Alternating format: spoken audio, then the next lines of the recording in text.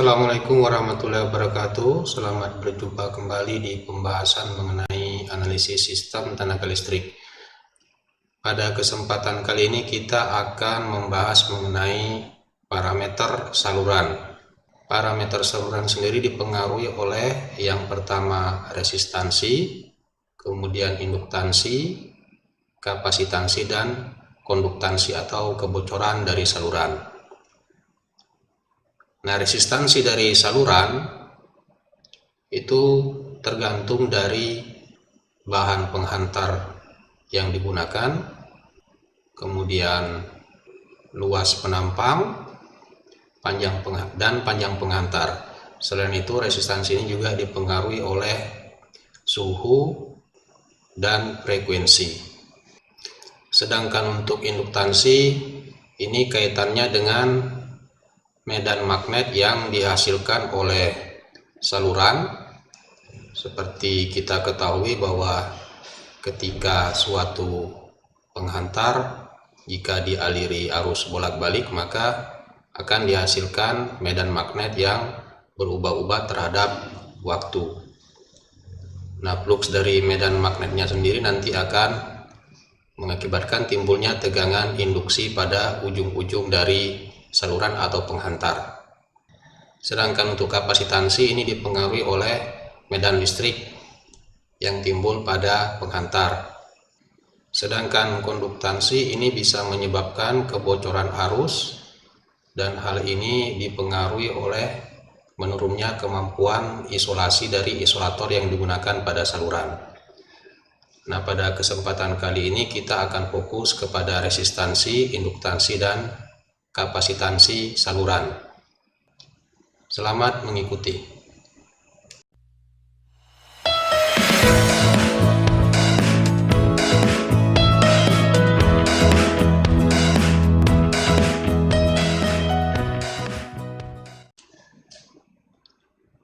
Sebelum kita membahas mengenai parameter saluran, kita bahas dulu mengenai ukuran penghantar dan jenis-jenis penghantar yang umumnya digunakan pada saluran transmisi atau distribusi. Nah, untuk ukuran penghantar di sini maksudnya adalah luas penampang dari penghantar. Luas penampang dari penghantar itu bisa dinyatakan dengan berbagai macam satuan. Yang pertama itu dinyatakan dengan satuan circular mil. Nah, satu circular mil ini sama dengan 5,067 kali 10 pangkat min 4 mm persegi. Kemudian bisa juga dinyatakan dengan satuan AWG ya. Nah, untuk satuan AWG ini ukurannya itu ada 0 ya, 0, 1, 2, 3 dan seterusnya. Jadi ukuran kawatnya itu dinyatakan dengan bilangan-bilangan. Semakin besar ukuran AWG, berarti ukuran penghantarnya semakin kecil. Untuk mengetahui ukuran AWG suatu penghantar itu ada alatnya, di mana alatnya itu terdapat lubang-lubang. Kemudian penghantarnya tinggal kita sesuaikan dengan lubang-lubang yang ada pada alat ukurnya. Kemudian penghantar juga bisa dinyatakan dengan kode atau nama-nama tertentu. Misalnya dinyatakan dengan nama ini. Nah, dari kode ini kita bisa menentukan ukuran dari penghantarnya. Nah, penghantar yang digunakan pada saluran transmisi atau distribusi itu tersusun dari serat-serat.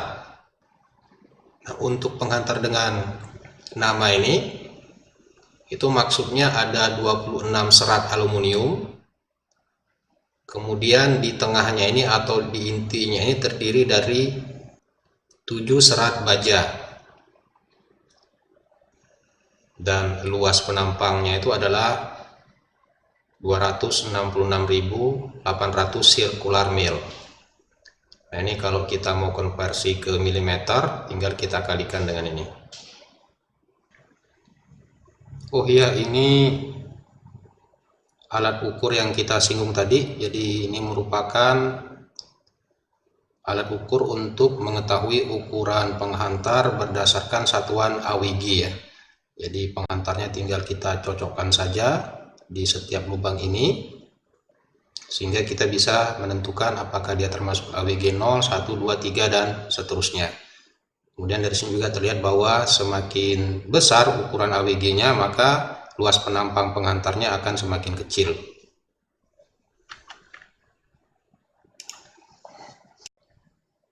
Kemudian untuk jenis penghantar, ada penghantar yang jenisnya AAC. Ini maksudnya semua bahannya itu terbuat dari aluminium, jadi all aluminium conductor. Kemudian jenis penghantar yang kedua AAAC, ini maksudnya penghantarnya terbuat dari campuran aluminium ya. Jadi kalau ini tadi semua bahan penghantarnya merupakan aluminium, kalau ini aluminiumnya sudah dicampur dengan logam lain. Kemudian yang ketiga jenis penghantar ACSR, ini maksudnya bahan utamanya aluminium tetapi diperkuat dengan baja. Seperti yang diperlihatkan pada slide sebelumnya tadi, itu merupakan penghantar jenis ACSR. Kemudian ada juga jenis penghantar ACAR, ini maksudnya penghantar berbahan aluminium dan diperkuat dengan campuran logam.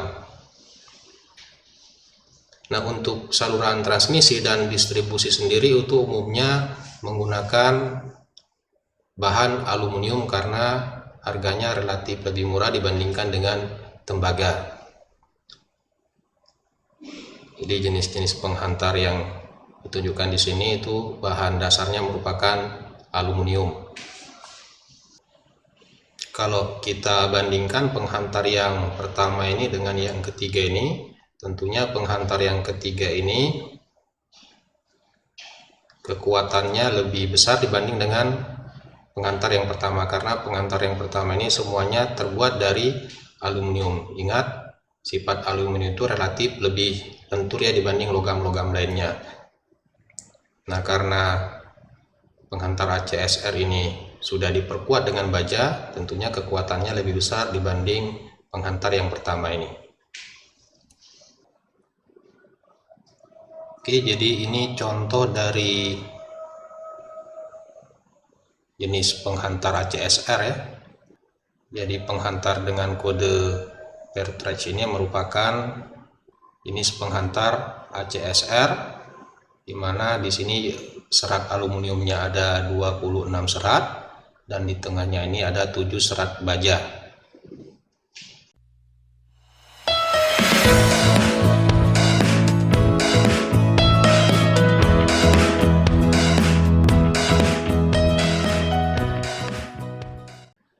Oke, kita masuk sekarang ke parameter saluran yang pertama, yaitu resistansi penghantar atau saluran. Seperti yang sudah Anda peroleh di mata kuliah dasar, resistansi suatu penghantar itu dipengaruhi oleh bahan penghantarnya atau resistansi jenis dari penghantarnya, kemudian panjang penghantar dan luas penampang penghantar. Nah, pada sistem kelistrikan tentunya dikehendaki nilai resistansi salurannya ini sekecil mungkin agar rugi daya pada saluran juga tidak terlalu besar. Jadi semakin kecil resistansi saluran atau penghantar yang kita gunakan, itu kondisinya semakin baik karena rugi dayanya akan semakin kecil. Jadi kalau dari persamaan ini, resistansi penghantar itu dipengaruhi oleh bahannya ya. Ini tadi. Ingat, umumnya untuk sistem transmisi atau distribusi itu umumnya menggunakan bahan aluminium, kemudian luas penampangnya dan panjang penghantarnya. Untuk saluran transmisi atau distribusi, resistansinya itu umumnya dinyatakan per satuan panjang. Nah, selain bahan, resistansi dari saluran itu juga dipengaruhi oleh jumlah serat. Nah, jumlah serat ini akan mempengaruhi panjang penghantar secara keseluruhan. Kemudian suhu. Jadi peningkatan suhu ini itu bisa menyebabkan peningkatan nilai resistansi dari salurannya. Kemudian frekuensi. Kita lihat dulu yang pertama tadi, kalau ini sudah cukup jelas, kita lihat faktor jumlah serat atau pilihan terhadap resistansi dari penghantarnya. Jadi karena salurannya tadi menggunakan penghantar yang tersusun dari serat-serat, kemudian serat-serat ini dipilin, itu akan mempengaruhi panjang totalnya. Artinya akibat pilinannya ini itu mengakibatkan panjang totalnya sebenarnya secara keseluruhan itu menjadi lebih besar. Jadi kalau misalnya penghantarnya ini panjang totalnya 10 km, kalau kita perhitungkan juga aspek pilinannya, itu panjang totalnya bisa jadi lebih dari 10 km. Nah, karena panjang penghantarnya sebenarnya bertambah, maka resistansinya juga akan meningkat. Nah, untuk faktor pilihan sendiri, peningkatan resistansinya itu berkisar 1% sampai dengan 2%.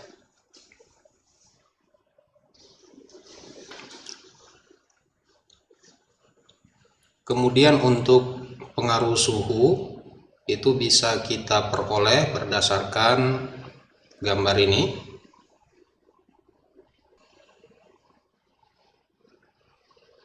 Jadi dari gambar ini terlihat bahwa peningkatan suhu itu bisa menyebabkan peningkatan resistansi dari penghantar.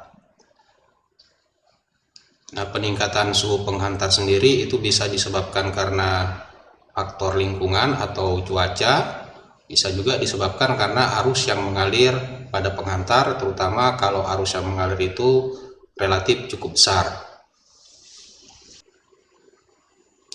Dari gambar ini, T1 ini merupakan suhu awal, itu resistansinya dianggap R1.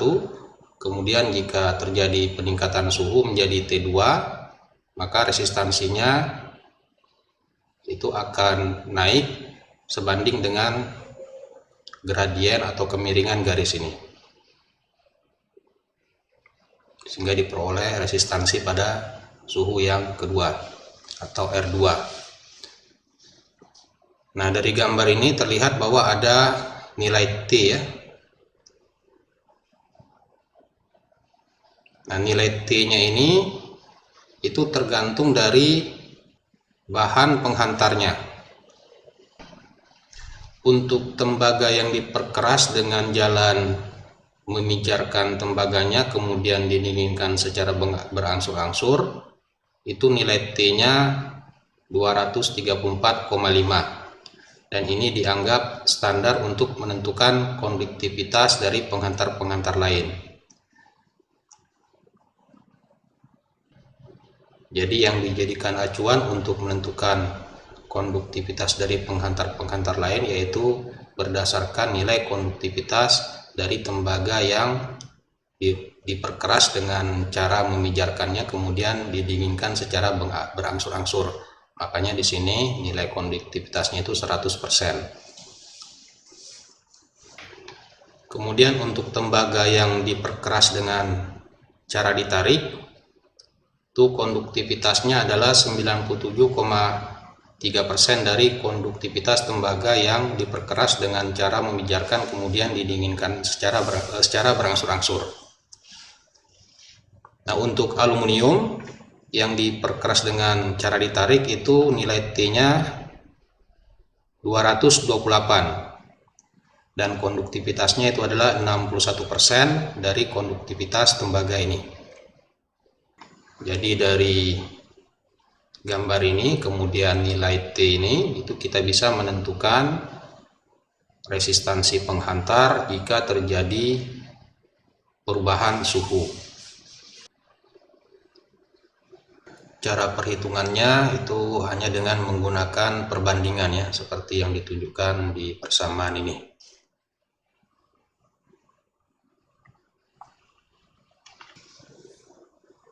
Kita kembali dulu ke masalah kenaikan resistansi akibat faktor pilihan tadi. Jadi di gambar ini diperlihatkan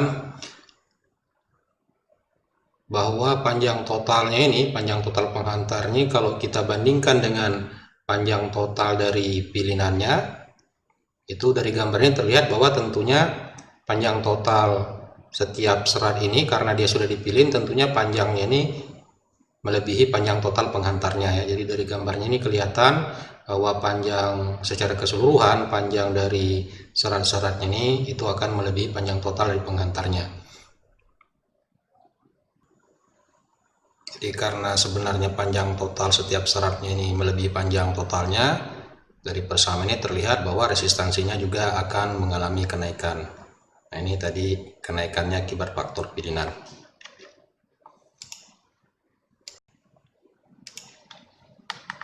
Oke, kita lanjutkan sekarang pengaruh frekuensi terhadap resistansi penghantar. Nah, di gambar ini diperlihatkan bahwa arus-arus yang mengalir pada penghantar ini kalau Anda perhatikan itu cenderung mengalir di bagian yang dekat dengan permukaan. Jadi di bagian yang dekat dengan permukaan ini kalau Anda perhatikan ini kerapatan arusnya lebih besar dibanding arus yang mengalir di bagian dalam permukaannya.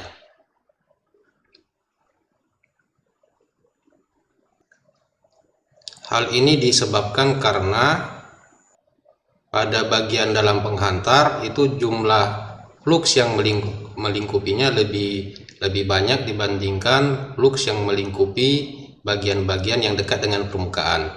Kalau kita perhatikan ini gambar ini ya, jadi ini kita perlihatkan sini penampang penghantarnya ya, penampang ini. Kemudian ini kita anggap sebagai jalur fluxnya. Ingat di mata kuliah dasar bahwa kalau ada arus yang mengalir itu akan timbul flux. Jadi ini flux yang dihasilkan oleh arus tadi. Nah, karena arus yang mengalir sini adalah arus bolak-balik, tentunya flux ini juga mengalami perubahan ya, mengalami perubahan setiap waktu. Oke, kita perhatikan di bagian dalam ini, di yang bagian dalam permukaannya ini. Nah, kalau Anda perhatikan di sini flux yang melingkupinya itu, anggaplah garis fluxnya di sini yang melingkupinya 1, 2, 3, 4, 5 garis flux. Jadi di bagian dalam ini itu dilingkupi oleh 5 garis flux. Sementara kalau kita perhatikan di bagian yang dekat dengan permukaan, di bagian ini itu hanya dilingkupi oleh 1 garis flux.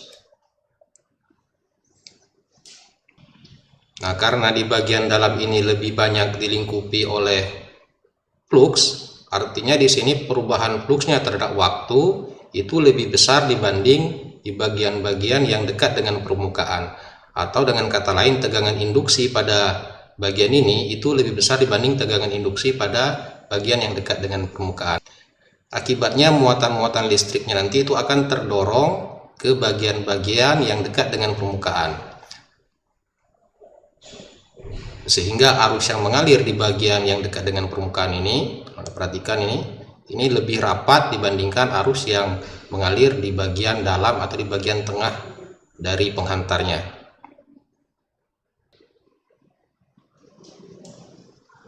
Dari sini kita bisa menyimpulkan bahwa bagian dalam permukaan ini itu relatif cenderung tidak terlalu bermanfaat ya. Karena tadi arusnya itu cenderung mengalir di bagian-bagian yang dekat dengan permukaan. Jadi karena arusnya cenderung mengalir di luar permukaan, artinya bagian ini sebenarnya bisa kita abaikan ya. Jadi kalau ini bagian yang di dalam permukaan ini kita abaikan, artinya secara keseluruhan luas untuk jalur arusnya sendiri itu hanya dipengaruhi oleh bagian-bagian yang dekat dengan permukaan. Atau dengan kata lain, luas penampang secara umum untuk jalur arusnya itu akan semakin kecil ya. Jadi bisa dianggap di sini tidak ada arus. Jadi secara keseluruhan luas penampang untuk jalur arusnya sendiri akan semakin berkurang ya. Nah, karena hal tersebut sesuai dengan persamaan yang kita perlihatkan di slide sebelumnya, kalau luas penampangnya berkurang berarti resistansinya akan semakin kecil. Jika yang mengalir itu adalah arus DC, dalam hal ini frekuensinya sama dengan 0, maka kerapatan arusnya itu akan sama di semua bagian. Artinya arusnya ini akan mengalir secara merata di setiap bagian penghantarnya ya. Beda dengan yang ini, ingat ini gambar ini tadi untuk arus bolak-balik. Nah, untuk arus searah di mana frekuensinya 0, otomatis kerapatan arusnya di setiap bagian ini akan sama ya. Akan sama. Ya, kenapa sama? Karena untuk arus bolak-balik itu fluks yang dihasilkan tidak berubah terhadap waktu.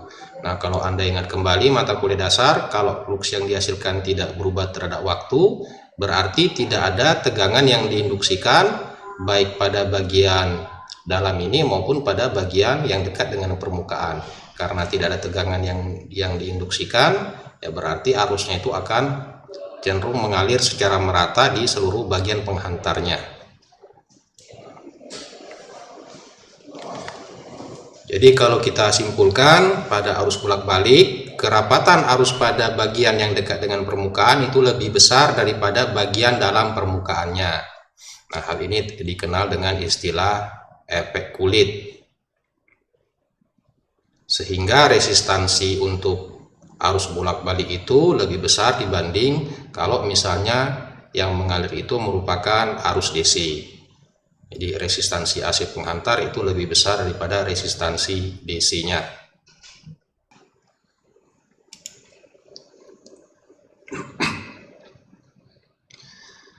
Nilai resistansi dari setiap penghantar sendiri sebenarnya sudah ada nilainya ya. Di bagian ini kita perlihatkan tabel nilai resistansi berdasarkan nama-nama penghantarnya atau kode-kode dari penghantarnya. Kita lihat yang pertama ini max swing ya. Nah, ini luas aluminiumnya dalam satuan circular mil. Nah, ini tadi jumlah serat aluminiumnya, ini jumlah serat bajanya. Nilai resistansi penghantar sendiri sebenarnya sudah diberikan pada tabel-tabel resistansi ya. Di sini kita perlihatkan contoh tabel resistansi dari penghantar berdasarkan nama-nama atau pengkodean kabelnya. Ini jenis kabel yang kita bahas di slide sebelumnya tadi. Kalau kita lihat di tabel ini, yang pertama nama sandi dari kabelnya, kemudian yang kedua ini luas aluminiumnya dalam satuan circular mil. Kemudian ini yang kita bahas tadi itu jumlah serat aluminiumnya, ini jumlah serat bajanya. Kemudian di sini juga diberikan data mengenai diameter luar dari penghantarnya. Kemudian, nah ini yang kita bahas tadi mengenai resistansi. Nah, kalau pada tabel ini diberikan nilai resistansi yang pertama resistansi DC pada suhu 20 derajat Celcius. Nah, ini dalam satuan ohm untuk setiap 1000 feet ya atau 1000 kaki. Nah, ini bisa kita rubah ke satuan kilometer. Kemudian diberikan juga resistansi AC, cuma di sini pada frekuensi 60 Hz, itu pada suhu 20 derajat dan pada suhu 50 derajat. Nah, kalau kita bandingkan resistansi AC dan DC-nya, kalau ini kita bandingkan,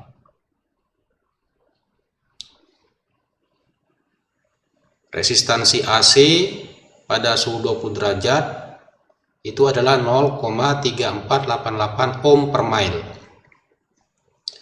Sementara untuk resistansi DC-nya pada suhu yang sama itu 0,0646 ohm untuk setiap 1000 feet. Nah, ini kalau kita rubah menjadi ohm per mile itu diperoleh hasil 0,3410 ohm per mile. Nah, dari hasil ini kalau kita bandingkan bahwa resistansi DC-nya ini itu lebih kecil dibandingkan dengan resistansi AC. Jadi kalau di sini 0,3410, sementara resistansi AC-nya itu pada suhu 20 derajat itu 0,3488. Nah, ini sesuai dengan yang kita bahas tadi, bahwa untuk resistansi AC itu nilainya lebih besar dibanding resistansi DC, karena arusnya itu cenderung mengalir di bagian-bagian yang dekat dengan permukaan, sehingga luas penampang dari penghantarnya sendiri sebenarnya itu relatif mengalami pengurangan untuk jalur-jalur arusnya. Kemudian kalau kita bandingkan resistansi pada suhu 20 derajat dengan 50 derajat, di sini juga terlihat bahwa pada suhu yang lebih tinggi itu resistansinya relatif lebih besar. Kalau di tabel ini untuk jenis penghantar max swing ini ya, ini untuk suhu 50 derajat 0,3831, sementara untuk suhu 20 derajat 0,3488. Untuk suhu yang lainnya, misalnya suhu 30 derajat atau 40 derajat, tentunya kita harus menghitungnya menggunakan persamaan yang sudah kita bahas pada slide sebelumnya. Selain itu di tabel ini juga diberikan data GMR.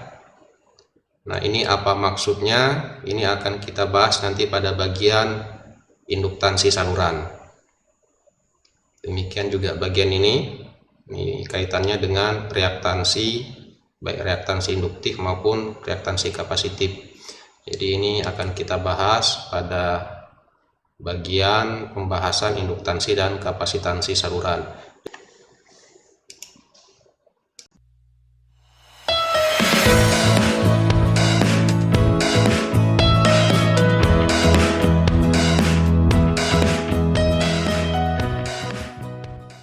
Kita lanjutkan ke parameter saluran yang kedua, yaitu mengenai induktansi. Tetapi di sini kita hanya fokus kepada induktansi saluran 3 fasa. Kalau Anda ingat kembali pembahasan pada mata kuliah dasar, bahwa induktansi ini timbul karena adanya medan magnet. Di sini diperlihatkan contoh saluran 3 fasa menggunakan 3 kawat. Kemudian kalau penghantar 3 fasanya ini kita gambarkan untuk mendapatkan garis-garis fluksnya, itu diperoleh gambar kurang lebih seperti ini. Jadi setiap arus yang mengalir baik pada fasa A, fasa B, dan fasa C itu akan menghasilkan fluks magnet. Jadi lingkaran-lingkaran ini merupakan fluks magnet yang dihasilkan oleh setiap fasa. Nah, kalau Anda perhatikan garis-garis fluksnya ini, ada fluks yang hanya menggandeng penghantarnya sendiri, ada juga fluks yang dihasilkan oleh penghantar itu menggandeng penghantar lainnya. Jadi kalau kita perhatikan fluks ini dihasilkan oleh fasa A, dan fluks yang dihasilkan oleh fasa A ini juga menggandeng fasa B-nya. Nah, fluks-fluks ini disebut sebagai fluks eksternal, jadi yang ada di bagian luar penghantarnya. Ini ya, ini fluks eksternalnya. Nah, selain fluks eksternal ada juga fluks internal. Ini kalau Anda ingat kembali pembahasan kita pada resistansi pada slide sebelumnya, jadi di dalam bagian penghantarnya itu juga ada fluks-fluks yang dihasilkan. Nah, ini dikenal sebagai fluks internal.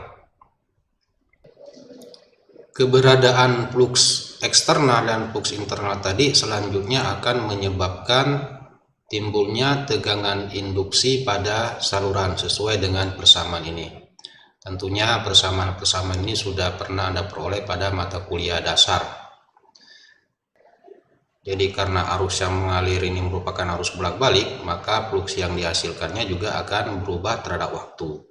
Nah, perubahan fluks terhadap waktu ini selanjutnya akan mengakibatkan timbulnya tegangan induksi pada ujung-ujung salurannya ini. Nah, tegangan induksinya tadi itu sifatnya melawan tegangan sumbernya ya. Karena tegangan induksinya tadi itu sifatnya melawan sumber, akibatnya arus yang mengalir itu juga dipengaruhi oleh tegangan induksi yang dihasilkan. Atau dalam hal ini itu dikenal dengan istilah reaktansi. Jadi induktansi itu bisa menyebabkan timbulnya reaktansi, di mana reaktansi tadi akan mempengaruhi arus yang mengalir. Nah, untuk induktansi sendiri sebenarnya kalau didefinisikan, induktansi itu adalah perbandingan antara tegangan induksi yang dihasilkan terhadap laju perubahan arus. Nah, persamaan ini kalau kita analisis lebih jauh itu diperoleh persamaan yang ketiga ini. Jadi induktansi itu sebanding dengan perubahan flux terhadap perubahan arus. Kemudian kalau Anda ingat kembali pada mata kuliah dasar, flux yang dihasilkan oleh arus itu juga dipengaruhi oleh bahan. Nah, untuk kasus kita ini bahannya merupakan udara, artinya fluxnya ini berada di dalam udara. Beda halnya seperti pada terapu, bahannya itu adalah inti besi. Nah, hal ini dikenal dengan istilah permeabilitas. Pada pembahasan kita ini kita anggap bahwa perubahan flux terhadap perubahan arus itu memberikan hasil yang tetap atau dalam hal ini linier. Tetapi ingat, pada kondisi-kondisi tertentu sebenarnya perubahan flux terhadap perubahan arus itu tidak lagi berada dalam kondisi linier. Nah, jika perubahan flux terhadap perubahan arusnya itu linier, berarti perbandingan ini itu bisa kita nyatakan dengan nilai tertentu. Nah, nilai tadilah yang disebut dengan induktansi. Jadi makna dari induktansi ini sebenarnya adalah perbandingan perubahan flux terhadap perubahan arus. Nah, dalam kondisi-kondisi tertentu perubahan flux dan perubahan arusnya itu berada dalam kondisi linier. Kemudian kalau kita perhatikan lagi gambar ini, di sini terlihat bahwa jumlah garis flux yang melingkupi saluran fasa A, saluran fasa B, dan saluran fasa C itu jumlahnya berbeda. Nah, kalau konstruksi salurannya itu seperti ini, ya segitiga, kemudian jarak setiap salurannya ini sama, maka flux yang melingkupi setiap penghantar ini juga memiliki nilai yang sama. Jadi konstruksi pada saluran transmisi maupun saluran distribusi itu ada berbagai macam cara konstruksinya. Kalau ini konstruksinya secara horizontal, kemudian kalau ini konstruksinya itu segitiga ya, atau triangular. Untuk saluran transmisi sendiri itu umumnya menggunakan saluran paralel. Kalau Anda perhatikan gambar yang tengah ini, di sini merupakan fasa A, ini juga merupakan fasa A. Kemudian ini fasa B, di fasa B, ini fasa C dan fasa C-nya. Artinya ini salurannya sudah paralel. Dan dari sini juga terlihat bahwa flux yang melingkupi setiap pengantar itu tentunya nilainya berbeda karena ini konstruksinya ini tidak simetris. Beda halnya dengan ini karena segitiga kemudian jarak setiap saluran ini sama, maka flux yang melingkupi penghantar fasa A sama dengan flux yang melingkupi penghantar fasa B dan fasa C. Jadi kalau salurannya simetris, itu flux yang melingkupi setiap penghantar itu memiliki nilai yang sama. Sedangkan kalau tidak simetris seperti gambar yang tengah dan gambar yang atas ini flux yang melingkupi setiap saluran itu nilainya berbeda. Kemudian untuk gambar yang ketiga ini sama seperti gambar yang di tengah ini merupakan saluran paralel ya. Jadi ini untuk fasa A, ini juga fasa A-nya. Cuma di sini setiap fasanya itu sudah menggunakan penghantar berkas. Jadi ini diistilahkan dengan penghantar berkas. Artinya setiap fasa di sini ini menggunakan dua buah penghantar atau dua buah kawat.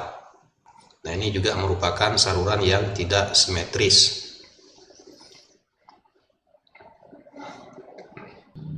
Nah, persamaan untuk menentukan induktansi saluran itu adalah induktansi sama dengan 2 kali 10 pangkat min 7 kali ln D ekivalen per ds dengan satuan Henry per meter.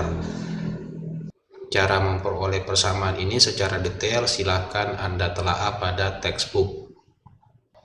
Nilai induktansi yang diberikan oleh persamaan ini itu adalah nilai rata-rata. Ya, sesuai dengan bahasan kita tadi, kalau misalnya salurannya itu konstruksinya horizontal, nah ini flux yang melingkupi setiap fasanya ini tidak sama, artinya induktansi fasa A itu sebenarnya berbeda dengan induktansi dengan fasa B-nya. Demikian juga induktansi fasa B berbeda dengan induktansi fasa C-nya. Nah, persamaan ini memberikan nilai rata-rata induktansi fasa A, fasa B, dan fasa C. Jadi kalau untuk konstruksi saluran seperti ini induktansi total setiap saluran itu tidak sama, jadi induktansi fasa A tidak sama dengan induktansi fasa B, kemudian induktansi fasa B itu berbeda dengan induktansi fasa C. Beda halnya kalau salurannya konstruksinya seperti ini, seperti yang sudah kita bahas tadi. Ini karena flux yang melingkupi setiap penghantar ini sama, otomatis induktansi fasa A-nya sama dengan fasa B dan fasa C-nya. Artinya ini konstruksinya simetris, sementara yang ini konstruksinya tidak simetris.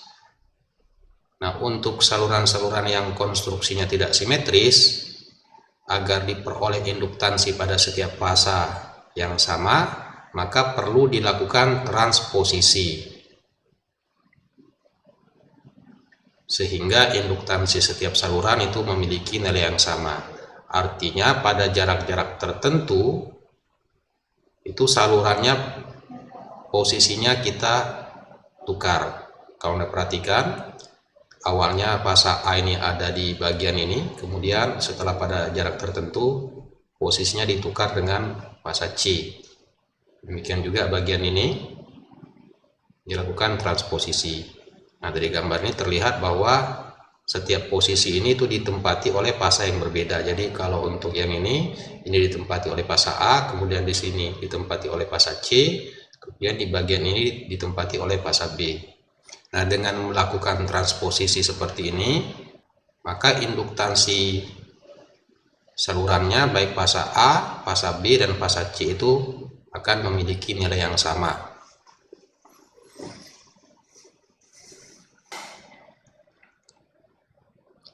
Oke, sekarang kita lanjutkan bagaimana perhitungan induktansi pada saluran. Seperti yang sudah diberikan pada slide sebelumnya, bahwa induktansi saluran itu bisa diperoleh menggunakan persamaan ini. Kemudian ingat, induktansi yang diperoleh dari persamaan ini itu sebenarnya merupakan induktansi rata-rata.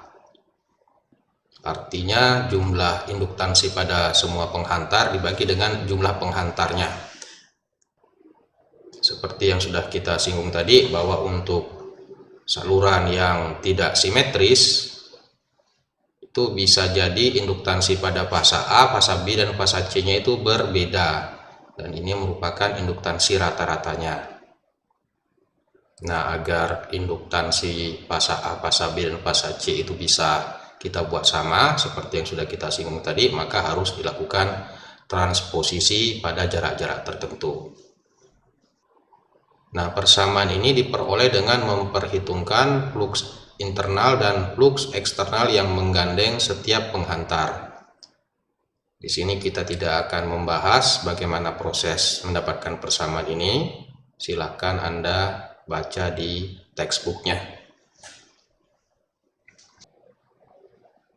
Kalau kita lihat pada persamaan ini, itu ada suku DEQ dan DS. Kita bahas dulu suku DS ini. Nah, DS ini diistilahkan juga dengan GMR atau Geometric Mean Radius. Artinya jari-jari rata-rata geometris. Dan ini diperoleh sebagai perkalian jarak dari setiap serat pada penghantar ke serat itu sendiri dan ke semua serat yang lain. Jadi GMR ini berkaitan dengan jari-jari rata-rata geometris untuk setiap penghantar atau pada masing-masing penghantar. Nah, jika setiap fasa itu hanya tersusun dari satu penghantar, itu DS-nya bisa kita peroleh dari tabel. Tetapi jika penghantarnya tersusun dari kelompok-kelompok penghantar atau dalam hal ini penghantar berkas, maka nilai DS-nya harus kita hitung. Ingat seperti yang sudah kita bahas pada slide sebelumnya, bahwa saluran itu bisa juga menggunakan penghantar berkas ya, umumnya pada saluran transmisi. Nah, untuk saluran yang menggunakan dua berkas, perhitungan DS-nya itu menggunakan persamaan ini. Jadi superscript B-nya di sini maksudnya nilai DS untuk penghantar berkasnya ini, untuk dua berkas, itu akar dari DS kali dengan D. Nah, DS-nya ini diperoleh dari tabel. Kemudian D-nya ini adalah jarak titik pusat dari penghantar pertama ke penghantar kedua untuk berkas ini. Nah, ini persamaan untuk 3 buah berkas. Jadi setiap salurannya ada 3 berkas. Kemudian yang ini untuk 4 berkas. Kemudian untuk penghantar paralel, seperti yang diperlihatkan pada gambar ini merupakan saluran paralel ya. Di sini ada fasa A, di sini juga fasa A. Nah, untuk saluran paralel, perhitungan praktis diperoleh jika diasumsikan salurannya ditransposisikan. Jadi ingat, untuk saluran paralel seperti ini, nilai DS yang diberikan oleh persamaan ini itu dengan asumsi bahwa salurannya ini ditransposisikan pada jarak-jarak tertentu. Artinya kalau pada kondisi realnya salurannya itu tidak ditransposisikan, tentunya persamaan ini tidak bisa kita gunakan. Nah, DS untuk penghantar paralel ini dihitung berdasarkan nilai GMR pada setiap posisi. Ingat tadi, karena ini diasumsikan ditransposisikan, artinya fasa A-nya ini untuk saluran ini itu ada 3 posisi, bisa posisinya di sini, bisa di sini, bisa juga di bawah. Ya, demikian juga dengan yang sebelah kanan ini. Nah, DA aksen ini maksudnya jarak dari A ke A aksen, demikian juga dengan BB aksen ini jarak dari B ke B aksen. Jadi setiap fasa di sini itu bisa menempati 3 posisi. Misalnya kalau kita hitung untuk fasa A-nya itu bisa menempati posisi A aksen ya. Bisa juga fasa A-nya menempati posisi BB aksen. Kemudian terakhir fasa A-nya bisa juga menempati posisi C dan C aksen ya, artinya dilakukan transposisi. Jadi kalau misalnya ini kita hitung hanya untuk fasa A-nya saja, nah karena salurannya tadi ditransposisikan, maka perhitungan untuk fasa A ini itu juga berlaku untuk atau sama hasilnya dengan fasa B dan fasa C. Oke, jadi kalau kita simpulkan lagi, nilai DS ini itu merupakan jari-jari rata-rata geometris pada setiap saluran atau setiap fasa. Nah, karena kita asumsikan bahwa salurannya itu ditransposisikan, maka nilai DS untuk fasa A itu sama dengan nilai DS untuk fasa B, dan sama juga dengan nilai DS untuk fasa C. Untuk saluran yang simetris tentunya tidak perlu ditransposisikan, dan nilai DS pada masing-masing fasa tentunya juga akan memberikan nilai yang sama.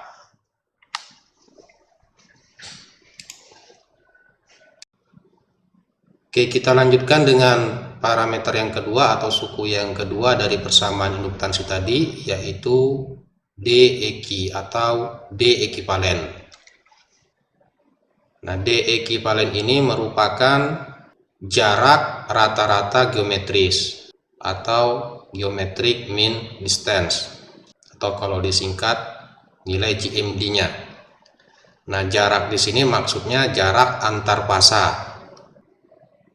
Kalau untuk GMR tadi itu berlaku untuk setiap fasa atau masing-masing fasa. Nah, GMR ini bisa juga diistilahkan dengan GMD sendiri. Artinya berlaku untuk pada setiap atau pada masing-masing fasa. Sedangkan untuk DEQ ini maksudnya antar fasa. Jadi jarak rata-rata geometris antar fasa. Untuk saluran yang hanya tersusun satu penghantar setiap fasanya, jarak rata-rata geometris antar fasa itu bisa dihitung dengan persamaan ini. Dari persamaan yang pertama ini terlihat bahwa jarak rata-rata geometris itu merupakan kalian dari jarak fasa A terhadap fasa B, kemudian jarak fasa A terhadap C, jarak fasa B terhadap A, jarak fasa B terhadap C, jarak fasa C terhadap A, dan jarak fasa C terhadap B. Nah, ini kalau kita sederhanakan diperoleh persamaan yang ketiga ini. Jadi untuk saluran di mana setiap fasanya hanya terdiri dari satu saluran, DEQ-nya bisa kita hitung menggunakan persamaan ini. Di 1,2 ini maksudnya jarak antara fasa A dengan fasa B, 2,3 ini jarak antara fasa B dengan fasa C, kemudian ini jarak antar fasa C dengan fasa A. Kemudian untuk saluran paralel, karena setiap fasa di sini sudah ada dua saluran, maka kita harus menentukan dulu GMD antar fasa. Maksudnya GMD antara fasa A dan fasa B, kemudian fasa B dengan fasa C, dan GMD antara fasa C dan fasa A. Jadi D12-nya ini kita gantikan dengan GMD antara fasa A dan fasa B, kemudian D23 ini kita gantikan dengan GMD antara fasa B dan fasa C. Demikian juga D31 ini kita gantikan dengan GMD antara fasa C dan fasa A. Nah, GMD untuk fasa A dan fasa B itu prinsip perhitungannya sama dengan persamaan yang ini. Kalau Anda lihat di persamaan untuk menghitung GMD fasa A dan fasa B, itu kita perkalikan jarak antara A ke B, kemudian A ke B aksen, kemudian B ke A, dan B ke A aksen. Nah, persamaan ini kalau kita sederhanakan diperoleh persamaan yang di bagian kanan ini. Jadi ini merupakan jarak rata-rata geometris antara fasa A dan fasa B. Kemudian bagian ini merupakan jarak rata-rata geometris antara fasa B dan fasa C. Yang terakhir ini adalah jarak rata-rata geometris atau GMD antara fasa C dan fasa A. Kemudian hasil perhitungan kita ini kita substitusikan ke persamaan yang ini, sehingga diperoleh persamaan yang ini. Jadi kalau kita simpulkan, karena pada saluran paralel itu setiap fasanya sudah ada dua saluran, maka untuk menghitung jarak rata-rata geometrisnya secara keseluruhan, kita harus mencari dulu jarak rata-rata geometris antara fasa A, fasa B, kemudian fasa B dan fasa C, dan fasa C terhadap fasa A.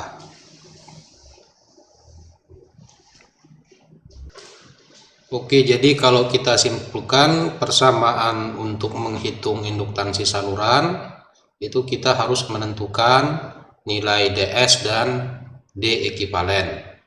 Nah, DS ini sendiri itu merupakan jari-jari rata-rata geometris pada masing-masing fasa. Nah, tentunya nilai GMR untuk fasa A, fasa B, dan fasa C itu memiliki nilai yang sama, apalagi kalau salurannya itu hanya tersusun dari satu penghantar. Kemudian ingat tadi, untuk saluran yang tidak simetris itu kita asumsikan bahwa salurannya itu ditransposisikan.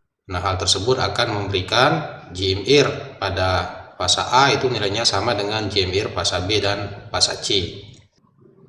Kemudian DEQ atau D ekivalen itu merupakan jarak rata-rata geometris fasa A, fasa B, dan fasa C.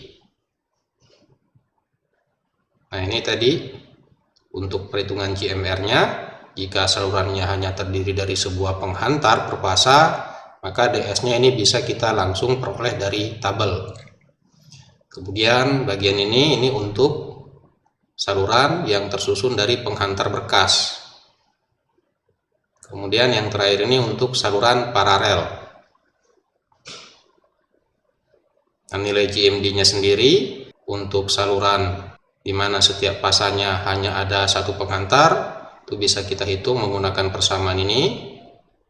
Kemudian untuk saluran paralel, persamaan yang digunakan tetap sama, tetapi D12, D23, dan D31-nya ini itu berkaitan dengan GMD fasa A, fasa B, fasa B, fasa C, dan fasa C dan fasa A.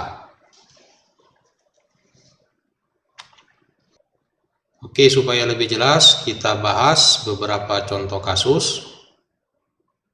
Nah, contoh-contoh kasus ini nantinya juga akan kita simulasikan menggunakan software. Kasus yang pertama, ini jarak antar penghantar 1 meter. Nah, ini merupakan saluran yang simetris ya, jadi ini tidak perlu ditransposisikan. Karena tentunya induktansi fasa A, fasa B, dan fasa C-nya itu tentunya sudah memiliki nilai yang sama walaupun tidak ditransposisikan. Kemudian jenis penghantar yang digunakan merupakan ACSR drag, yang diminta adalah reaktansinya dalam ohm per kilometer pada frekuensi 50 Hz. Jadi langkah pertama kita harus menentukan dulu nilai DS-nya. Nah, nilai DS-nya ini itu bisa diperoleh dari tabel.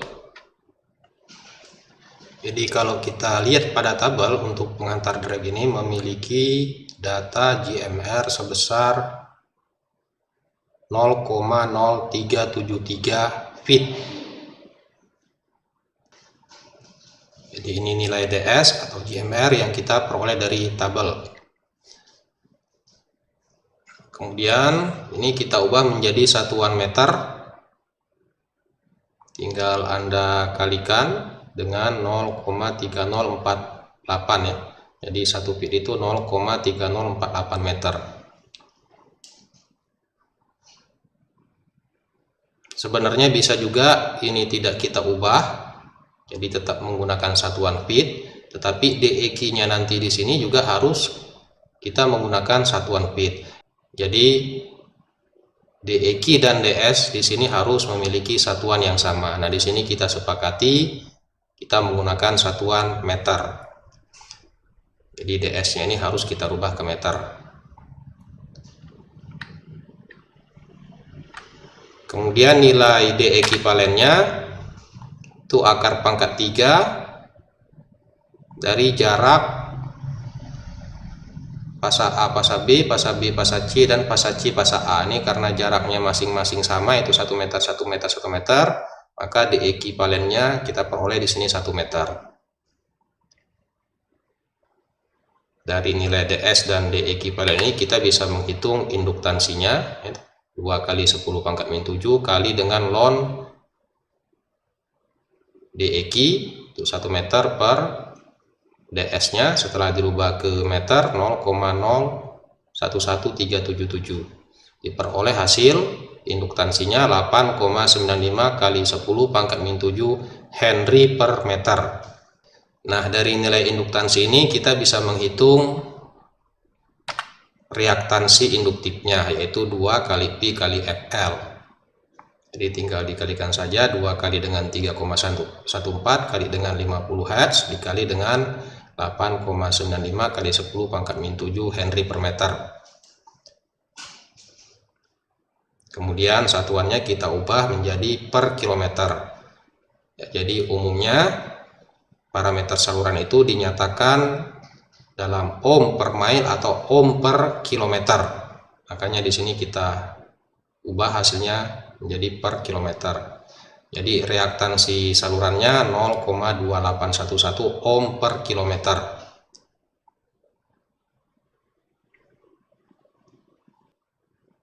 Oke, kita lanjutkan ke kasus yang kedua.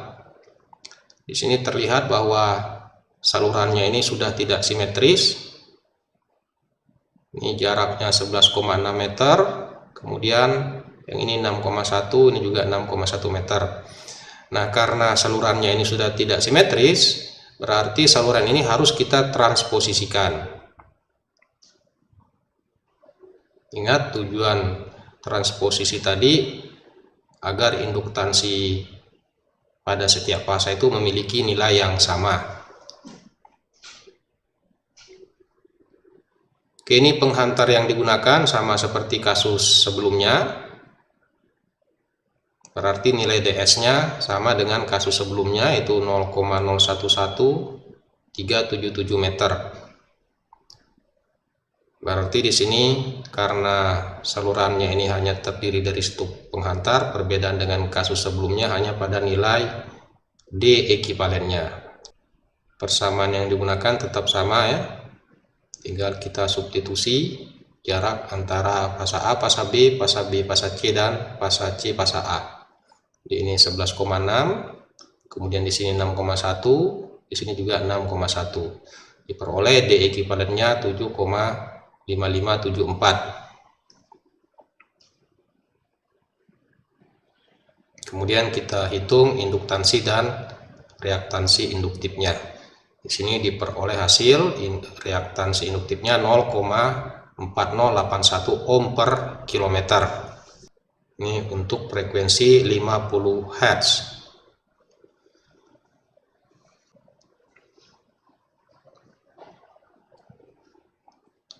Kalau kita bandingkan dengan hasil sebelumnya, untuk kasus yang pertama tadi nilai D ekivalennya adalah 1 meter, kemudian reaktansi induktif yang dihasilkan 0,2811. Sedangkan untuk kasus yang kedua D ekivalennya ini jauh lebih besar dari kasus yang pertama tadi, yaitu 7,55, dan reaktansi yang dihasilkan adalah 0,4081. Nah, dari kedua kasus ini kita bisa menyimpulkan bahwa semakin besar jarak antar penghantarnya, itu reaktansi induktif yang dihasilkan juga semakin besar. Ingat, parameter saluran, baik resistansi maupun reaktansi saluran, itu sebaiknya nilainya kecil, agar drop tegangan pada saluran juga semakin kecil. Nah, dari kedua kasus ini, kasus pertama dan kasus kedua ini, kalau kita bandingkan reaktansinya, kasus kedua ini memberikan reaktansi yang lebih besar. Ini kenapa? Karena jarak antar penghantar untuk kasus kedua ini relatif jauh lebih besar dibandingkan dengan kasus yang pertama tadi. Kalau kasus yang pertama tadi kita peroleh D ekivalennya itu 1 meter, sementara untuk kasus kedua ini D ekivalennya 7,5574 meter. Tentunya kalau dari segi reaktansi, kasus pertama tadi itu lebih baik daripada kasus yang kedua ini.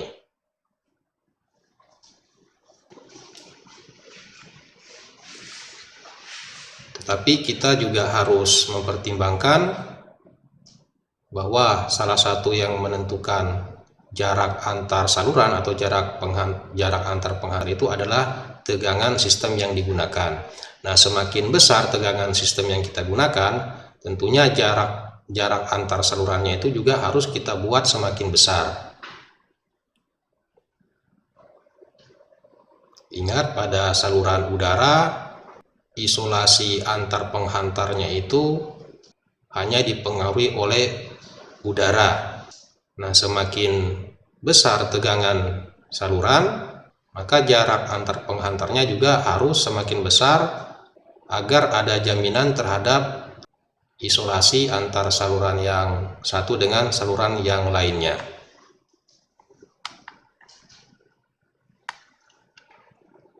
Kita lanjutkan ke kasus yang ketiga. Kasus yang ketiga ini penghantarnya merupakan penghantar berkas, di mana setiap fasa terdiri dari 2 berkas penghantar. Kemudian jarak titik pusat antar berkas penghantarnya 45 cm.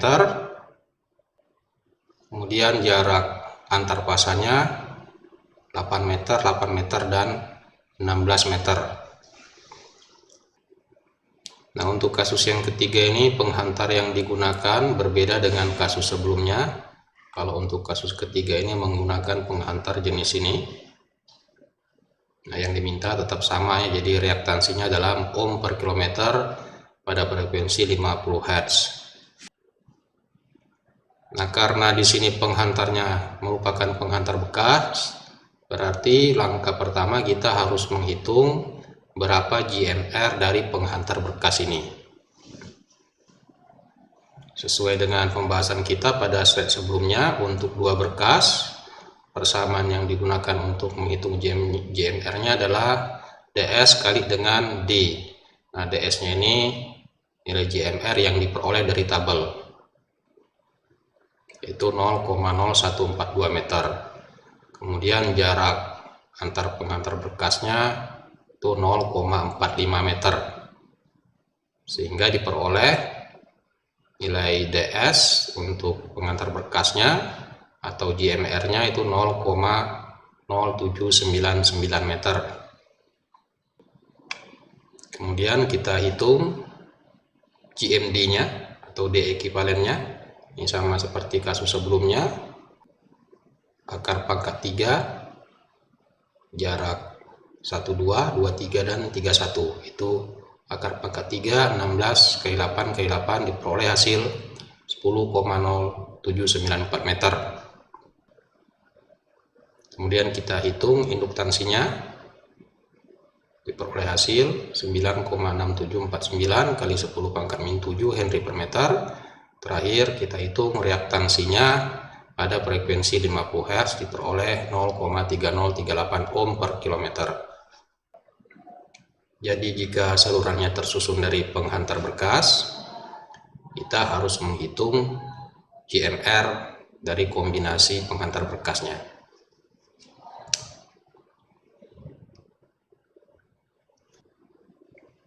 Kita lanjutkan ke kasus terakhir mengenai perhitungan induktansi saluran. Nah, pada kasus terakhir ini salurannya merupakan saluran paralel. Kemudian di gambar ini diberikan jarak-jarak antar setiap penghantarnya. Nah, penghantar yang digunakan adalah jenis ACSR dengan kode nama ostrich. Yang diminta sama seperti kasus sebelumnya, yaitu reaktansinya dalam ohm per kilometer untuk frekuensi 50 Hz. Oke, sebelum kita menghitung berapa nilai GMR dan GMD-nya, sebaiknya kita lengkapi data kita dengan jarak-jarak antar setiap penghantar dengan data yang lebih detail. Jadi kalau yang di bagian atas ini jarak-jaraknya secara umum ya.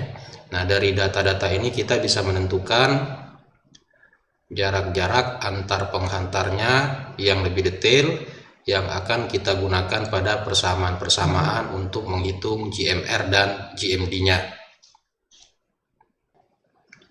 Nah, untuk memperoleh jarak-jarak detailnya ini itu menggunakan konsep Pitagoras ya, jadi relatif sederhana, tinggal Anda analisis gambarnya.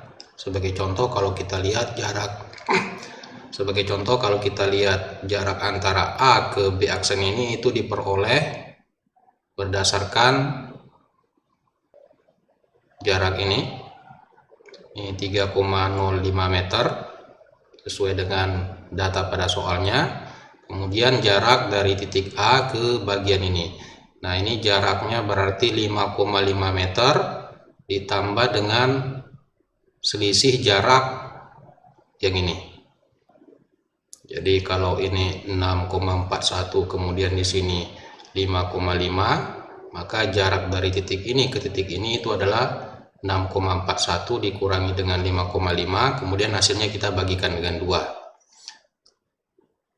Sehingga kita memperoleh jarak dari titik ini ke titik ini. Kemudian kita jumlahkan dengan 5,5. Kemudian hasilnya kita gunakan untuk menghitung jarak dari A ke B aksen. Oke, kita mulai perhitungan GMR-nya.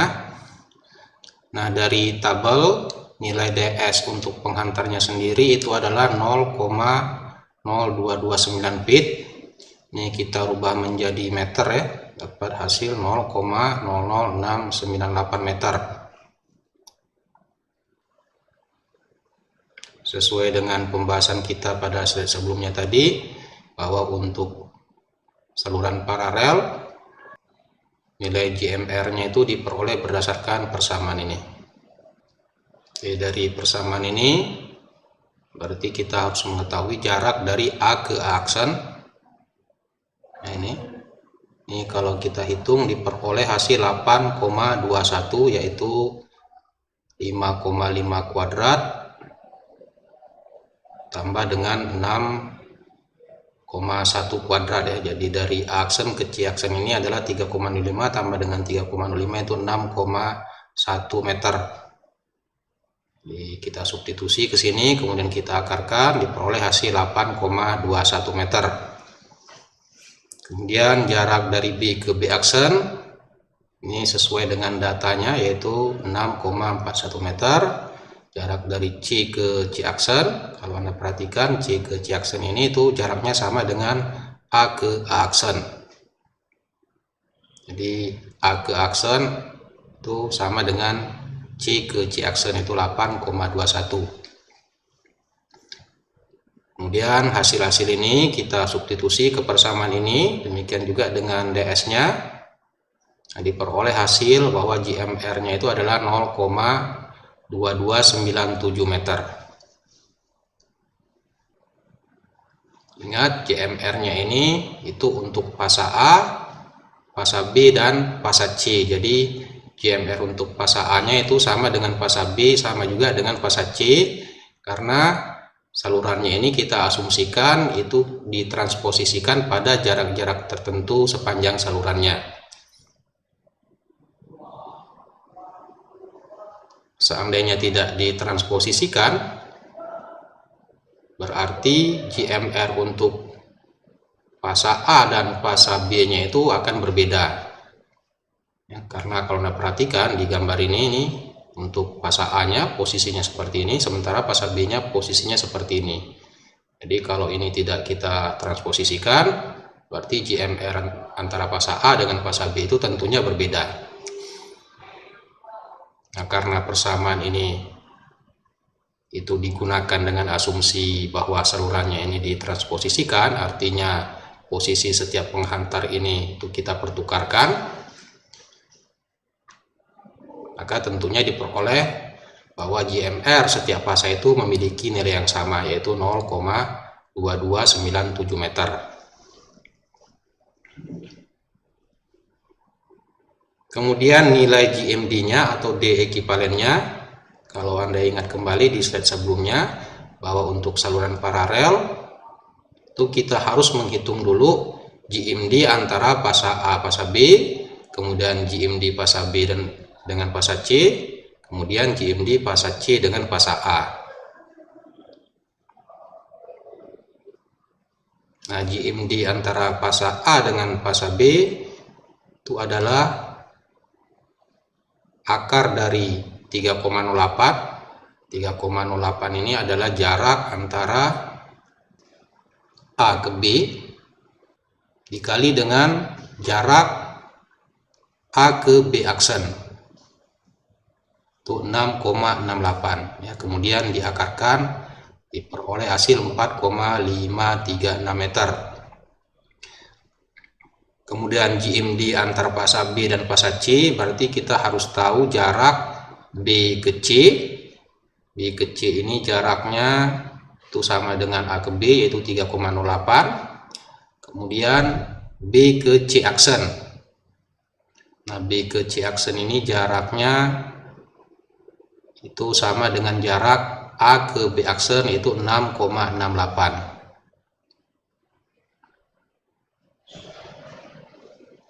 Nah, diperoleh hasil 4,536. Kemudian terakhir GMD untuk fasa C dan fasa A, berarti kita harus tahu jarak antara CA dan CA aksen. C ke A itu jaraknya adalah ini ya, itu 6,1 meter. Kemudian C ke A aksen, C ke A aksen itu 5,5 meter, sehingga diperoleh hasil 5,792. Nah, setelah kita memperoleh GMD fasa A fasa B, fasa B fasa C, dan GMD fasa C dengan fasa A, baru kita menghitung GMD antara fasa A, fasa B, dan fasa C, yaitu dengan menggunakan persamaan ini. Jadi hasil-hasil perhitungan kita yang ini tadi kita substitusi ke sini, sehingga diperoleh bahwa D ekivalennya atau GMD fasa A, fasa B, dan fasa C-nya itu 4,9211 meter.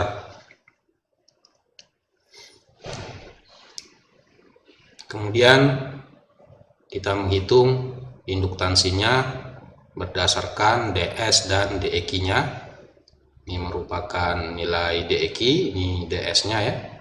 Diperoleh hasil 6,129 kali 10 pangkat min 7 Henry per meter, dan reaktansi induktifnya 0,1926 ohm per kilometer.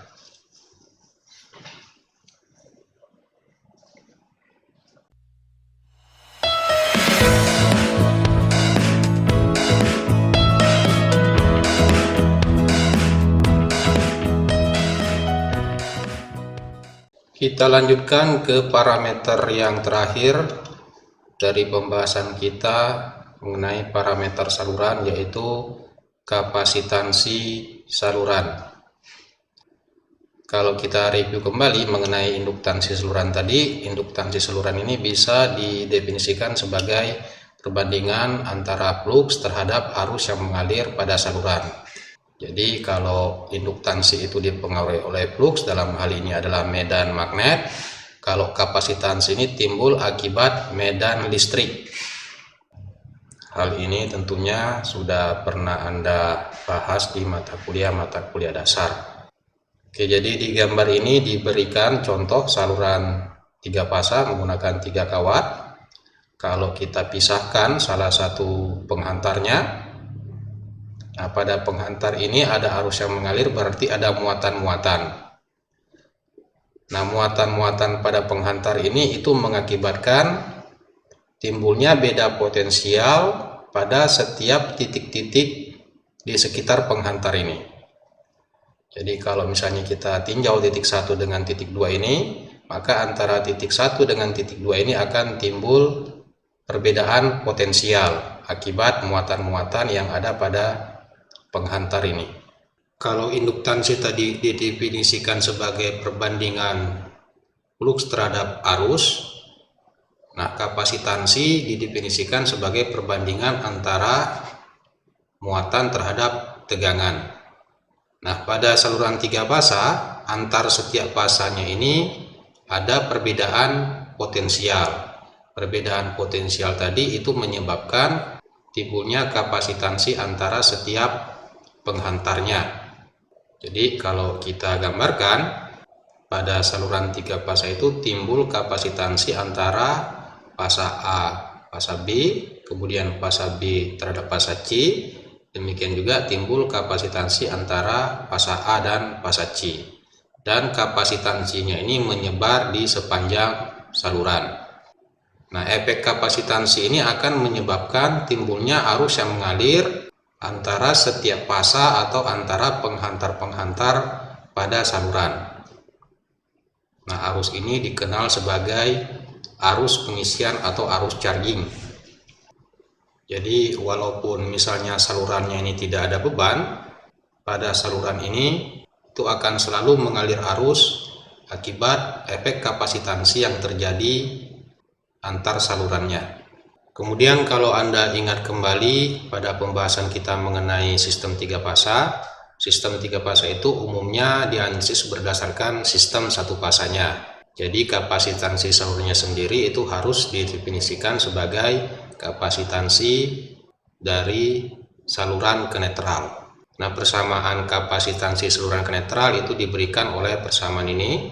Jadi kapasitansi saluran ke netral itu 2 pika per ln D ekivalen per DSC. Nah, DSC ini merupakan jari-jari luar penghantar dan ini bisa kita peroleh dari tabel. Nah, ini nilai konstanta K-nya yaitu untuk udara 8,85 kali 10 pangkat min 12.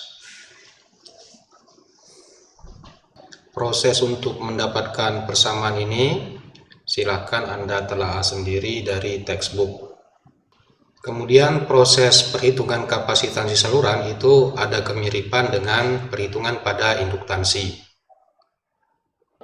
Jadi konsep-konsep yang sudah kita bahas tadi dalam menentukan nilai GMR dan GMD itu juga berlaku untuk perhitungan kapasitansi saluran.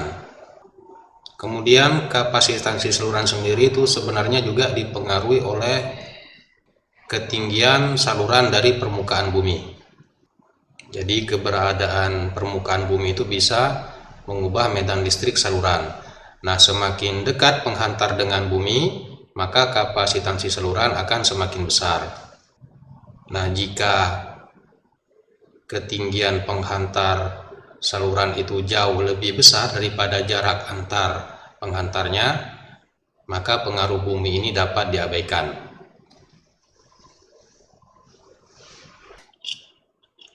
Supaya lebih jelas mengenai perhitungan kapasitansi, di sini kita akan membahas kasus sama seperti pada induktansi tadi, cuma di sini yang diminta adalah yang berhubungan dengan kapasitansi salurannya, yaitu reaktansi akibat kapasitansi saluran, kemudian suseptansi atau admitansi kapasitifnya, dan arus pengisian saluran. Jadi dari persamaan tadi, kapasitansi saluran ke netral itu adalah 2 pika per ln DEQ per DSC. Nah, DSC ini merupakan jari-jari dari penghantar dan ini bisa kita peroleh dari tabel. Nah, untuk penghantar HCSR jenis drag ini dari tabel diperoleh diameternya 1,108 inci. Berarti ini harus kita bagi 2 karena DSC ini adalah jari-jarinya ya. Jadi kita bagi 2 sehingga diperoleh jari-jari dari penghantarnya itu 0,554 inci. Nah, kalau kita akan bekerja dengan satuan meter, ini sebaiknya kita ubah ke meter ya, yaitu 0,0140072 meter. Kemudian DEQ-nya atau GMD-nya sama seperti pada pembahasan kita mengenai induktansi tadi, itu hasilnya 7,5574 meter. Jadi untuk suku DEQ ini perhitungannya atau hasilnya sama seperti pada induktansi. Nah, dari nilai DSC dan DEQ ini kita bisa menghitung kapasitansi saluran ke netral dengan persamaan ini. Nah, ini diperoleh hasil 8,8414 kali 10 pangkat min 12 farad per meter. Kemudian kalau diminta reaktansi kapasitifnya, itu hasilnya adalah 3,6021 kali 10 pangkat 5 ohm kilometer. Nah, untuk parameter yang berhubungan dengan kapasitansi, ini umumnya dinyatakan dengan nilai suseptansinya atau admitansi kapasitifnya. Jadi ini bisa kita ubah menjadi admitansi kapasitif. Jadi admitansi itu adalah seper reaktansi, sehingga diperoleh hasil 2,7762 kali 10 pangkat min 9 mol per meter, atau kalau kita ubah menjadi kilometer itu adalah 2,7762 kali 10 pangkat min 6 mol per kilometer. Dari pembahasan kita tadi di awal bahwa kapasitansi saluran itu tersebar secara merata di sepanjang saluran. Nah, kalau misalnya nilai kapasitansinya kita kumpulkan atau kita pusatkan, maka diperoleh nilai admitansi kapasitifnya untuk 200 km sesuai dengan yang diminta pada kasusnya, panjang seluruhnya 200 km. Berarti admitansi kapasitifnya secara keseluruhan itu 2,7762 kali 10 pangkat min 6 dikali dengan 200, sehingga diperoleh hasil 5,5524 kali 10 pangkat min 4 mol. Nah, dari hasil-hasil ini kita bisa menghitung arus pengisian salurannya. Jadi arus pengisian itu adalah tegangan saluran, dalam hal ini tegangan pasang netral, dibagi dengan reaktansi kapasitifnya. Atau bisa juga tegangan saluran ke netral dikali dengan admitansi kapasitifnya. Itu akan memberikan hasil yang sama, yaitu 0,368 ampere per kilometer. Jadi saluran ini walaupun dalam kondisi tanpa beban, itu akan selalu ada arus yang mengalir pada saluran sebesar 0,368 ampere per kilometer, dan hal ini timbul akibat efek kapasitansi dari saluran.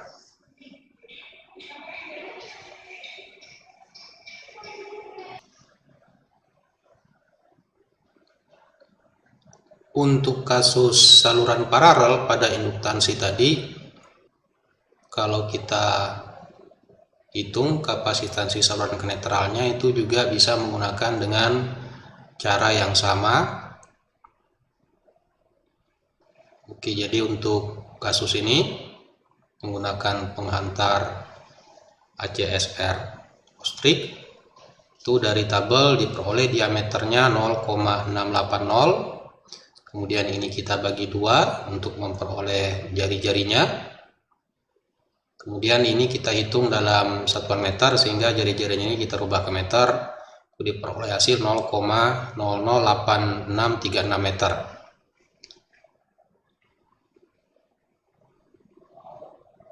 Kemudian data jari-jari ini kita substitusi ke persamaan ini.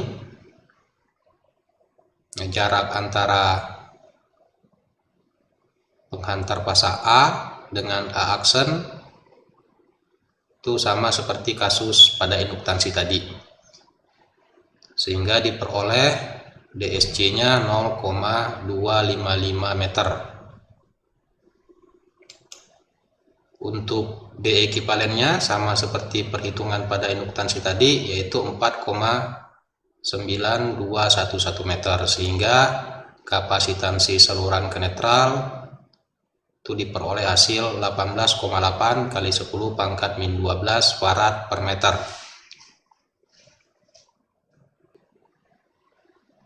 Nah, dari kapasitansi saluran ke netral ini kita bisa menghitung reaktansi kapasitif maupun admitansi kapasitifnya. Nah, admitansi kapasitif totalnya untuk panjang 80 km sesuai dengan kasusnya itu adalah 472 mikromol. Kemudian kita juga bisa menghitung arus pengisiannya, ya sama seperti kasus sebelumnya tadi. Ini diperoleh hasil 41 ampere. Jadi arus charging ini merupakan tegangan line ke netral dikali dengan admitansi kapasitifnya secara keseluruhan, atau bisa juga tegangan saluran ke netral dibagi dengan reaktansi kapasitif saluran totalnya. Itu akan memberikan hasil yang sama, itu sebesar 41 ampere. Nah, umumnya pada sistem tenaga listrik, data-data mengenai kapasitansi salurannya itu juga bisa diberikan dalam bentuk MVAR pengisiannya. Nah, dari hasil-hasil ini kita bisa menghitung berapa MVAR chargingnya, yaitu akar 3 kali dengan tegangan line ke line. Tegangan line ke line untuk kasus kita ini adalah 150 kV, kemudian dikalikan dengan arus chargingnya. Diperoleh MVAR pengisiannya itu sebesar 10,7 MVAR.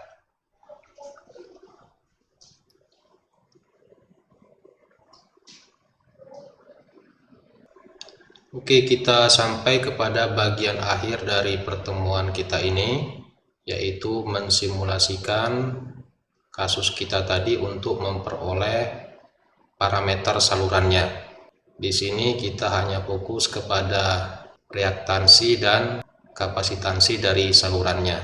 Nah, sebelumnya kita tentukan dulu standar yang akan kita pakai. Oke, jadi frekuensi kita sesuai dengan kasus kita tadi, yaitu 50 Hz.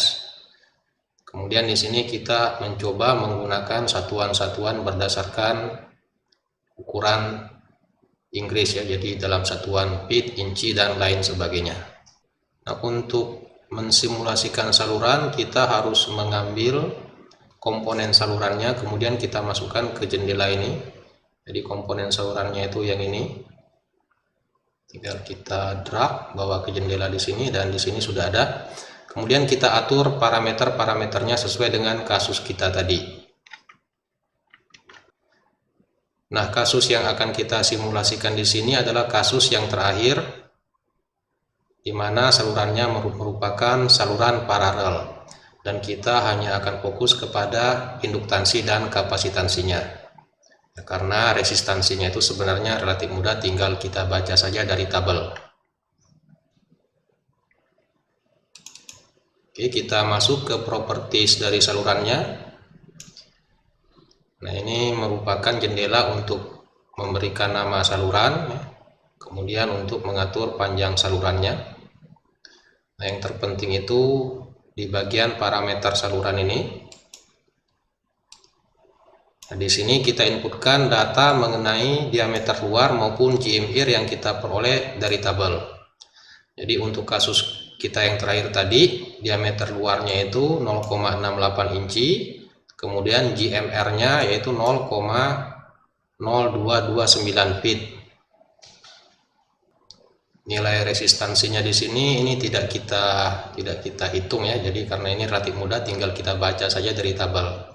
Nah, kalau seandainya data penghantar itu sudah kita ketahui kodenya, kita juga bisa menggunakan bagian konduktor library-nya. Jadi di sini kita bisa memilih jenis-jenis penghantar yang digunakan pada saluran. Nah, untuk kasus kita ini, untuk salurannya kita menggunakan data berdasarkan yang diberikan pada tabel, yaitu data diameter luar dan data GMR-nya. Nah, setelah kita menginput data GMR dan diameter luarnya, kita mengatur konfigurasi dari salurannya. Nah, untuk kasus kita tadi, konfigurasi salurannya itu adalah paralel vertikal, jadi bentuknya seperti ini.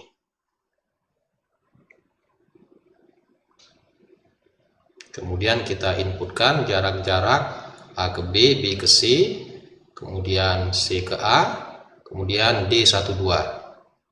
Nah, sesuai dengan kasus kita tadi, jarak A ke B-nya itu 10,11 feet, B ke C-nya sama 10,11 feet, kemudian C ke A-nya adalah 20 feet. Nah, ini jarak di 1-2-nya yaitu 18 feet.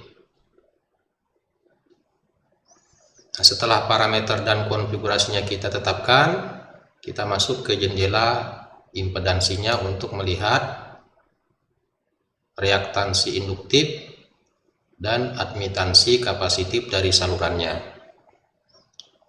Nah, di sini nilainya bisa kita atur apakah dalam ohm per kilometer atau secara keseluruhan atau totalnya.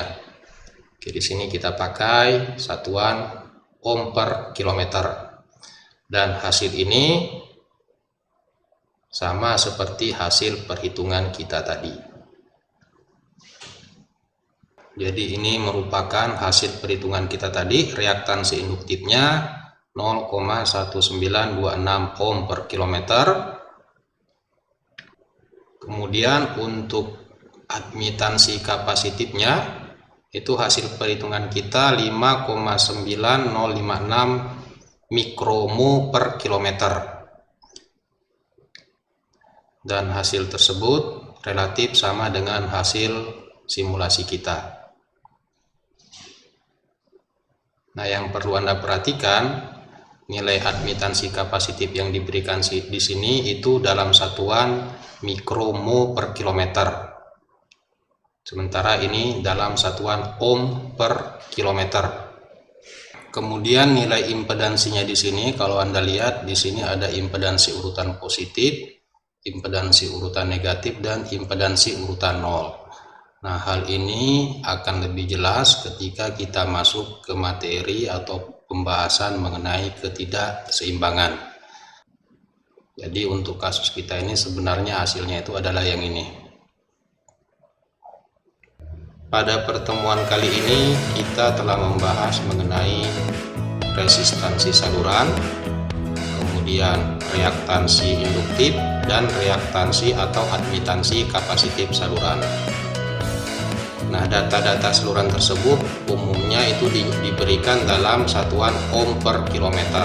Jadi resistansi dan reaktansi induktifnya itu diberikan dalam satuan ohm per kilometer. Demikian juga admitansi yang disebabkan oleh kapasitansi saluran ini itu diberikan dalam satuan mho per kilometer. Jika kita review kembali untuk resistansi, ini dipengaruhi oleh bahan. Nah, untuk saluran transmisi dan distribusi itu umumnya bahan yang digunakan adalah aluminium. Selain itu, resistansi saluran ini juga dipengaruhi oleh luas penampang, suhu, dan frekuensi. Sedangkan untuk induktansi dan kapasitansi saluran itu sangat dipengaruhi oleh jarak-jarak antar penghantarnya. Nah, untuk induktansi sendiri, semakin besar jarak antar salurannya, maka nilai induktansinya juga akan semakin besar. Nah, sebaiknya suatu saluran itu memiliki nilai induktansi yang kecil sehingga reaktansi induktifnya juga kecil.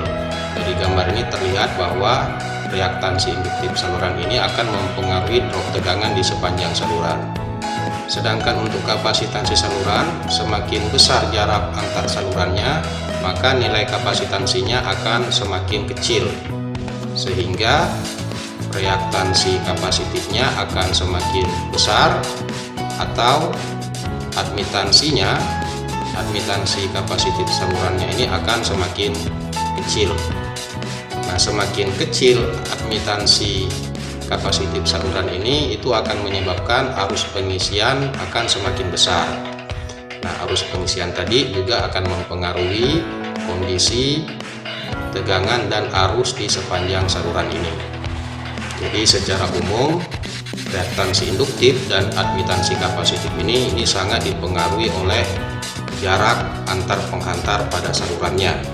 Kemudian ingat, salah satu pertimbangan dalam menentukan jarak penghantar pada saluran itu adalah tegangan sistem yang kita gunakan.